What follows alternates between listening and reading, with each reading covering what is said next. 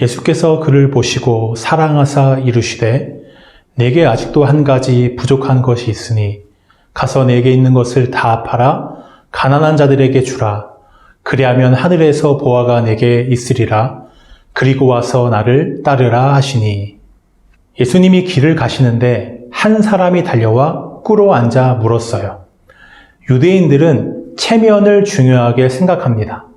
돈이 많고 지위가 높은 유대인 남자가 많은 사람들이 보는 앞에서 무릎을 꿇는다는 것은 있을 수 없는 일이에요. 뒤에 나오지만 지금 예수님 앞에 무릎을 꿇고 있는 이 남자는 부자였습니다. 마태복음과 누가복음에서는 이 남자가 젊었고 높은 관리였다고 소개해요. 그런 그가 사람들이 보는 앞에서 예수님 앞에 무릎을 꿇은 것입니다. 그는 왜 이렇게까지 한 걸까요? 선한 선생님이여, 내가 무엇을 하여야 영생을 얻으리이까? 그는 영생을 원했습니다. 놀라운 가르침과 기적을 일으키는 예수님이라면 자신에게 영생의 길을 알려줄 거라고 생각했어요. 영생이 무엇인가요? 하나님께 받아들여져서 하나님의 나라에서 영원히 함께하는 것입니다. 젊고 부자였고 높은 자리에 있었어요. 이 정도면 남들이 부러워할 만한 성공적인 인생 아닌가요? 하지만 그는 영생을 원했습니다. 그래서 오늘 예수님께 나온 거예요. 예수께서 이르시되 네가 어찌하여 나를 선하다 일컫느냐? 하나님 한 분 외에는 선한 이가 없느니라. 예수님은 선하신 분은 오직 하나님 한 분뿐이라고 말씀하셨어요. 여기서 선하다는 것은 구원을 주시는 능력과 권리가 있는 분이라는 뜻입니다. 예수님은 사람에게 구원을 주시는 능력과 권리가 오직 아버지 하나님께만 있다고 말씀하셨어요. 그리고 예수님은 내가 계명을 알고 있지 않느냐고, 살인하지 말라, 간음하지 말라, 도둑질하지 말라, 이 계명을 지키라고 말씀하십니다. 청년은 자신이 어려서부터 그 계명을 다 지켰다고 대답했어요. 예수께서 그를 보시고 사랑하사 이르시되 내게 아직도 한 가지 부족한 것이 있으니 가서 내게 있는 것을 다 팔아 가난한 자들에게 주라.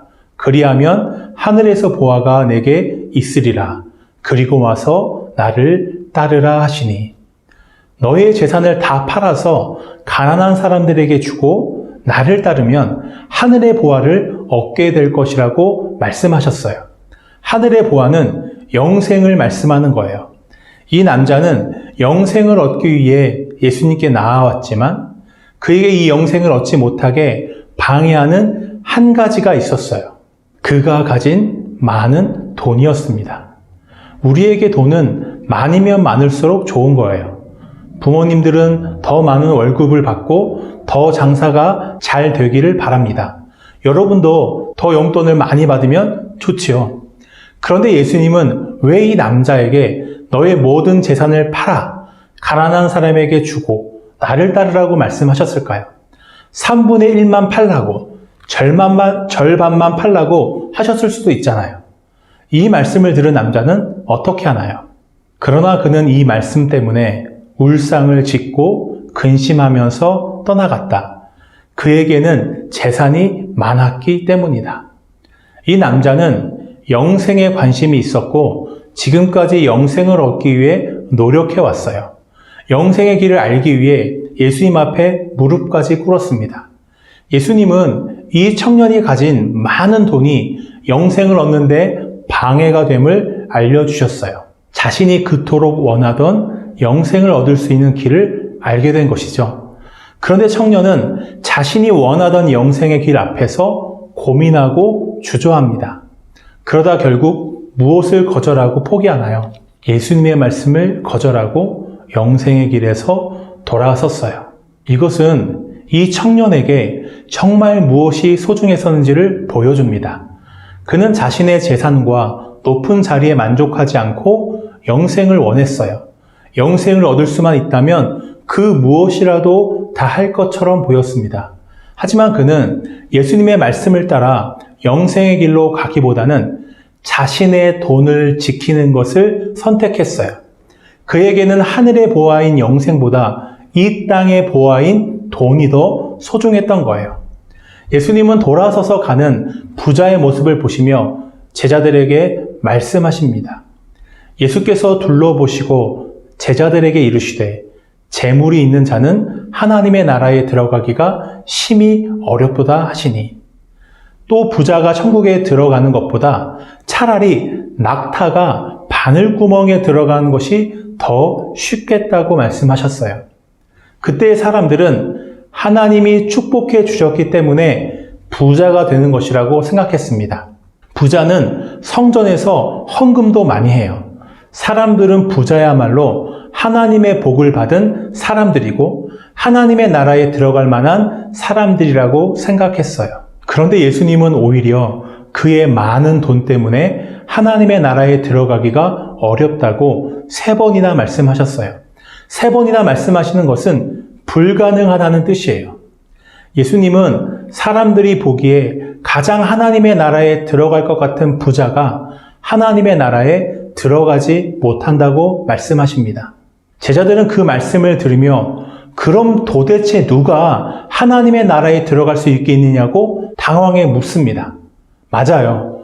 인간의 어떤 노력과 착함으로도 하나님의 나라에 들어갈 수 없습니다. 사람은 아무도 구원받을 수 없어요. 절망적이죠. 그런데 단 하나의 가능성이 있습니다. 예수께서 그들을 보시며 이르시되 사람으로는 할 수 없으되 하나님으로는 그렇지 아니하니 하나님으로서는 다 하실 수 있느니라. 사람으로는 어떤 방법으로도 구원을 받을 수 없지만 하나님은 얼마든지 가능해요. 하나님만이 인간을 구원해 주실 수 있습니다. 예수님은 나와 복음을 위하여 집이나 형제나 자매나 어머니나 아버지나 자식이나 밭을 버린 자는 그 모든 것을 박해와 함께 받고 오는 세상에 영생을 얻지 못하는 자가 없을 것이라고 말씀하셨어요. 집, 형제, 자매, 어머니, 자식, 밭은 그때 사람들이 가장 소중하게 생각하는 것들이었어요. 지금은 아파트나 차, 직장, 주식, 내 취미 이런 것들이 사람들에게 중요할 거예요. 예수님은 예수님과 복음을 위해서 이런 것들을 버리는 자가 영생을 얻게 될 것이라고 약속하셨어요. 이 말씀은 무슨 뜻일까요? 그 무엇도 이 세상의 어떤 것도 하나님보다 중요한 것이 없는 사람을 말씀하는 거예요. 그 무엇이라도 내 마음에 하나님보다 소중한 것이 있다면 하나님의 나라에 들어갈 수 없습니다.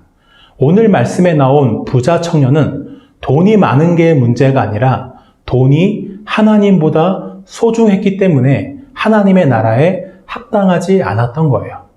하나님의 나라에 들어가지 못하는 부자는 단순히 돈이 많은 사람을 의미하는 게 아닙니다. 그 마음에 하나님보다 소중한 것이 있는 사람은 누구든지 부자예요. 내 마음에 하나님보다 소중한 것이 있나요?